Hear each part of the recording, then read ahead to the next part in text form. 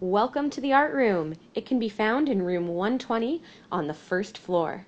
Please make sure that if you are asked to stand outside in the hallway, for example, there might be another class who's cleaning up a little bit late, you must stand single file against the wall and in silence.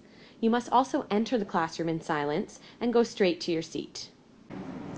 This is the Master of the Month board. You can find it in the hallway outside of the art room. Each month will feature a famous artist. When you enter the art room, the first thing you need to do is walk quietly to your seat. Then you'll want to have a look at the agenda written on the chalkboard. If you notice that there is a warm-up written down, you'll need to get started on that right away without talking to any of your peers and without waiting for any instructions. Sometimes at the end of class, you'll see the words cool down written on the board.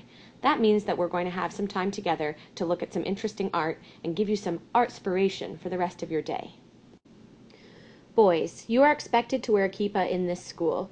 If for some reason you do not have one when you enter this classroom, it is your responsibility to take one from the green container that is hanging on the blue cabinet right when you enter the classroom.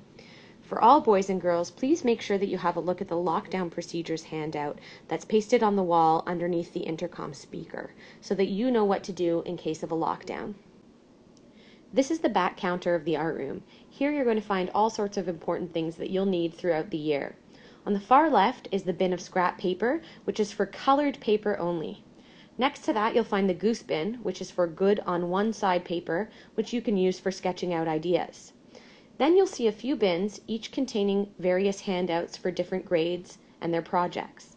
If you are away or for some reason you are missing a handout, this is where you'll find it. The bookshelf can be found behind the door in the art room. The middle shelf is where you'll find the books that you'll be using most often. You'll see a label there that says how-to books. These are books that you are allowed to use for sketchbook assignments or any other projects, and they'll teach you how to draw things step by step. On the bottom shelf is where all of our National Geographic magazines are. You are allowed to rip pages out of any of these magazines to use for collage or any other kinds of projects. Here are the grade 6 class cupboards. Your sketchbooks will live here. At the beginning of class, 2 students will be asked to hand out the sketchbooks. At the end of class, 2 students will be asked to collect sketchbooks. Please keep these cupboards neat and organized.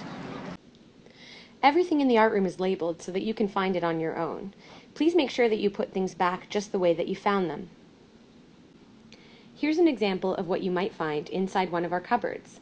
You can see that there's a picture on the right that shows you how things should be put back. These are the learning goals and success criteria cupboards. Here you can find examples of some of the projects that we'll be working on, as well as success criteria, so you know how you can succeed on each project. Please also check this board for due dates. Inside of the learning goals and success criteria cupboards for grades 6 and 7, the 2 cupboards on the left, is where you'll find all the different sizes and colors of construction paper that you can use for class. You must ask permission in order to leave the art room.